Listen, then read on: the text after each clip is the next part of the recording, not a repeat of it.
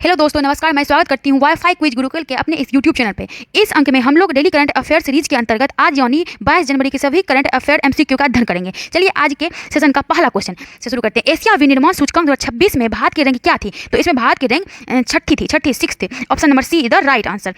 यह भारत को प्रतिस्पर्धा बढ़ाने के लिए इंफ्रास्ट्रक्चर और टैक्स सुधारों पर फोकस करने की सलाह दी गई है। चलिए अगला क्वेश्चन। एशिया विनिर्माण सूचकांक 2026 किस फर्म द्वारा जारी किया गया है? तो यह एशिया डेजा श्रिया एसोसिएट्स के द्वारा जारी किया। Option number A is the right answer. यह हांगकांग स्थित pan Asian market entry advisory firm है जो तीसरे वर्ष यह इंडेक्स जारी कर रही है। चलिए अगला क्वेश्चन।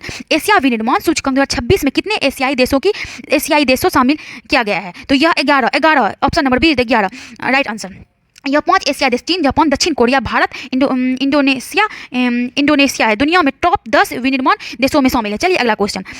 एशिया विनिर्माण सूचकांक 2026 में चीन की रैंक क्या है? तो यह चीन की रैंक प्रथम है। Option number A is the right answer. Index में स्कोर 0 से 100 के बीच होता है। यहाँ 100 सर्वश्रेष्ठ है। चलिए अगला क्वेश्चन। साइना नेहवाल ने बैडमिंटन से संन्यास की घोषणा की है। उन्हें पद्म भूषण किस वर्ष दिया गया था? उन्हें पद्म भूषण 2016 में।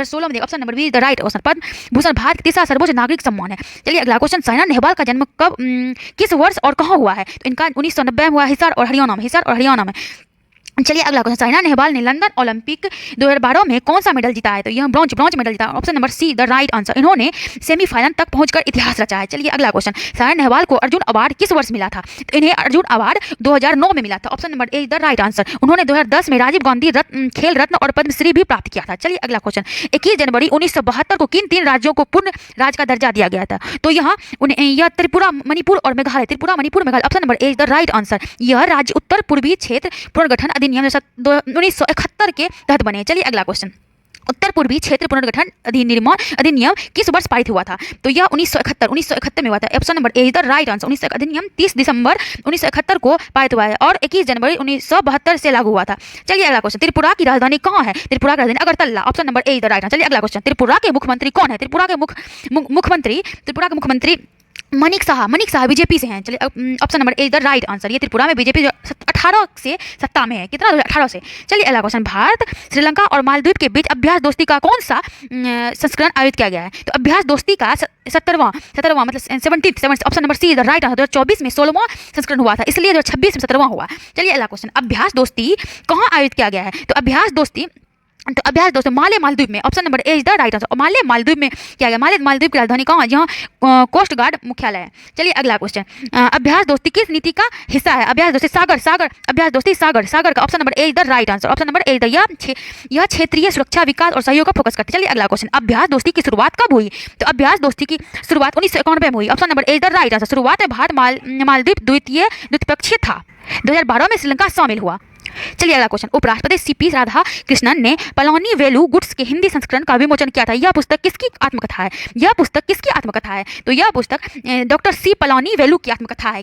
यह किताब option number D is the right answer. क्या? Option number D is the right answer. यह जो है उपराष्ट्रपति ने इसे चिकित्सा क्षेत्र में साहस और इनोवेशन का प्रतीक बताया है। चलिए अगला question. Doctor C Palani Velu का जन्म कहाँ हुआ था? डॉक्टर सी पलानी वेलु का जन्म तमिलनाडु में था, नामक्कल जिला में। कहाँ? नामक्कल जिला। Option number A is the right answer. Doctor Palani Velu का जन्म नामक्कल जिले में हुआ था। उन्होंने लेप्रोस्कोपिक सर्जरी में योगदान दिया था। चलिए अगला question. Doctor C Palani Velu ने कोयम्बटूर के लेप्रोस्कोपिक सर्जरी सेंटर कब स्थापित किया था? तो इन्होंने 1991 में स्थापित किया था। Option number is the right answer.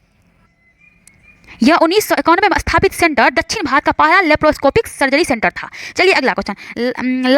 Cyclone कोमे ने किस द्वीप से टकराया? तो साइक्लोन कोमे किस द्वीप से टकराया? तो इसका ऑप्शन हो जाएगा ए लुजोन द्वीप से, जो फिलीपींस। लुजोन द्वीप फिलीपींस।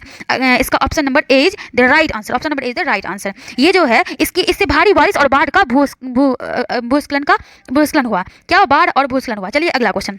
मायो ज्वालामुखी किस प्रांत में स्थित है? मायो ज्वालामुखी अलंबे प्रांत में स्थित, जो फिलीपींस में। Option number is the right answer. यह मायो फिलीपींस सबसे सक्रिय ज्वालामुखी है अलंबे प्रांत में। चलिए अगला क्वेश्चन। ट्रॉपिकल साइक्लोन बनाने के लिए समुद्री पानी का तापमान कितना होना चाहिए? यह 26 डिग्री 27 डिग्री सेल्सियस या इससे अधिक होना चाहिए। Option number A is the right answer. समुद्री तहत का तापमान 26.5 डिग्री से ऊपर होने पर साइक्लोन बनते हैं। गर्म पानी ऊर्जा प्रदान करता है जो वाष्पीकरण से आता है। चलिए अगला क्वेश्चन, हालिया साइक्लोन रेमल कहाँ बना था हालिया कहाँ बना था? तो यह हो जाएगा बंगाल की खाड़ी। Option number A is the right answer. चलिए अगला क्वेश्चन, भारत की पहली वंदे भारत स्लीपर ट्रेन का कमर्शियल ऑपरेशन कब शुरू हुआ? तो यह 21 जनवरी 2026 में शुरू हुआ। Option number B is the right answer. Train का उद्घाटन 17 जनवरी को पीएम मोदी ने किया था। चलिए अगला question, Vande Bharat sleeper train किस रूट पर चलती है? यह कामाख्या गुवाहाटी हावड़ा चलती है। Option number A is the right answer, Kamakhya Guwahati से। इसका रूट है 972 किलोमीटर का है जो 14 घंटे में पूरा हो जाता है। चलिए अगला question, Vande Bharat sleeper train की अधिकतम गति क्या है? तो इनकी अधिकतम गति 130 किलोमीटर प्रति आवर। कितना? 130 किलोमीटर प्रति आवर। यह राजधानी एक्सप्रेस से तेज चलती है। राजधानी एक्सप्रेस से भी तेज चलती है। चलिए अगला क्वेश्चन, वंदे भारत ट्रेन कब लॉन्च की गई थी? तो वंदे भारत 2019 में लॉन्च की गई थी। तो चलिए अगला क्वेश्चन, तमिलनाडु सरकार द्वारा घोषित सेमोजी इल्किये विरुदु पुरस्कार राशि कितनी है? तो यह पुरस्कार राशि इसकी लगभग 5 लाख है। Option number A is the right answer. चलिए अगला क्वेश्चन, सेमोजी इल्किये विरुदु पुरस्कार किसके द्वारा घोषित किया गया? तो यह मुख्यमंत्री के द्वारा मुख्यमंत्री एम के Stalin. Option number A is the right answer. यह गैर हिंदी भाषाओं को बढ़ावा देने के लिए है। चलिए अगला क्वेश्चन, राष्ट्रीय आपदा मोचन बल अपना स्थापना दिवस कब मनाता है? तो यह अपना स्थापना दिवस 19 जनवरी को मनाता है। 19 जनवरी 2026 में 20वां राइजिंग डे था। चलिए अगला क्वेश्चन, एनडीआरएफ की स्थापना किस वर्ष हुई थी? तो एनडीआरएफ की स्थापना 2006 में हुई थी। 2006 में। Option number A is the right answer. स्थापना ये शुरू में 8 बटालियन थे, ये अब 16 है। चलिए अगला क्वेश्चन, एनडीआरएफ का मोटो क्या है? एनडीआरएफ का मोटो है आपदा सेवा सदैव सर्वत्र। Option number A is the right answer. आप लोग भी हमारे साथ साथ आंसर देते चलिए।